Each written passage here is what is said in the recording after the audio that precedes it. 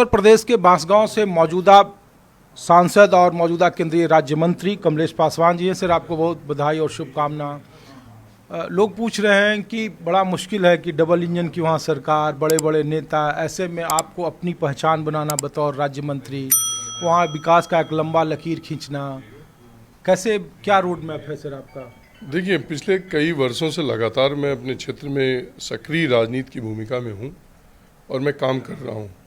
और मोदी जी के नेतृत्व में जो पिछले 10 वर्षों में हम लोगों ने काम किया है और उसी का नतीजा है कि हम लोग चौथी बार मैं बांसगांव से सांसद चुना गया हूँ। और मैं ये कह सकता हूँ कि जो 10 साल में कार्य हुआ है, जनता ने जो विश्वास व्यक्त किया है और जो ये कार्यकाल आदरणीय मोदी जी के नाम पर हम लोगों को मिला है, मैं कह सकता हूँ कि जो लंबा प्रचार के दौरान हम लोग को जो अनुभव मिला है कि मोदी जी के नेतृत्व में हर व्यक्ति सांसद चुनने के लिए नहीं, प्रधानमंत्री चुनने के लिए वोट दिया है। और इसलिए दिया है कि जो 10 साल में हम लोगों ने काम किया, लोगों के घर दिए, विकसित भारत को मजबूत बनाने के लिए हम लोग ने जो काम किया है, उससे जनता ने उसको रिटर्न में मोदी जी को, और शायद ये पहली बार ऐसा हुआ आज़ादी के बाद कि एक व्यक्ति के नाम पर सरकार बनी है। तो मैं जनता जनार्दन का धन्यवाद देना चाहता हूँ, मोदी जी के प्रति आभार प्रकट करना चाहता हूँ, अपने पार्टी के प्रति आभार प्रकट करना चाहता हूँ। मुझे एक तो टिकट दिया, मुझे जिताया और आदरणीय मोदी जी ने अपने कैबिनेट में हमको शामिल किया। कमलेश जी, एक सवाल इसलिए आपसे पूछ रहा हूँ क्योंकि पर्सनल सवाल है वो। देखिए, आपके पिता इसी राजनीति में शिकार हुए, हादसे के शिकार हुए, तब से उस वक्त से लगातार आप राजनीतिक तौर पर आगे बढ़ते रहे हैं। लोग ये पूछ रहे हैं कि उत्तर प्रदेश के लोकसभा चुनाव में जो 2014 का परफॉर्मेंस था, जो 2019 का परफॉर्मेंस था, इस बार कहीं ना कहीं लग रहा था कि सबका साथ सबका विकास से अलग हटकर एक जातीय गोलबंदी का ये चुनाव रहा। इसलिए देखिए कि चाहे पश्चिमी उत्तर प्रदेश हो या पूर्वांचल का कुछ इलाका हो, पार्टी को उस तरीके से सफलता नहीं मिली जिस तरीके की दरकार थी, जो 2014 का था, जो 2019 का था। जी, मैं समझ सकता हूँ। अब ये देखिए, ये चुनाव तो आपके लिए भी चुनौती है ये परफॉर्म करना। हर चुनाव एक नई सीख दे के जाता है। जो मैंने 26 साल के अपने राजनीतिक जीवन में देखा है कि हर चुनाव का मुद्दा अलग होता है। हर चुनाव में कुछ ऐसी चीज़ें आप सीखते हैं जो आगे में काम आता है।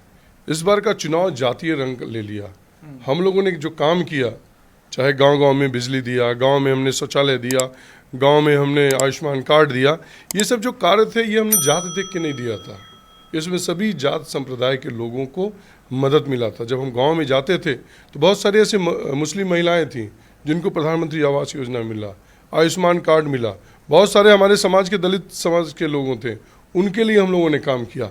लेकिन जो हमारा विपक्ष था वो सफल रहा प्रोपेगेंडा करने में कि भारतीय जनता पार्टी आएगी तो दलितों का नुकसान हो जाएगा, संविधान चेंज कर देंगे, और ये दुर्भाग्य रहा। और यही कारण रहा पूरे उत्तर प्रदेश में जो थोड़ा हम लोग को जूझना पड़ा, और हम लोग उस पर आकलन कर रहे हैं। और आने वाले समय में हम लोग पुनः आदरणीय मोदी और योगी जी के नेतृत्व में और बेहतर ढंग से उत्तर प्रदेश में काम करने का काम करेंगे। एक आखिरी सवाल है सर कि कोई उत्तर प्रदेश में ऐसा कोई 3 काम जो लग रहा है आपको कि आप अपने कमलेश पासवान का वो ब्रांड हो और वो काम करना चाहते हैं बतौर राज्य मंत्री? देखिए, अभी तक तो मैं एक सांसद के तौर पर अपने क्षेत्र तक सीमित था।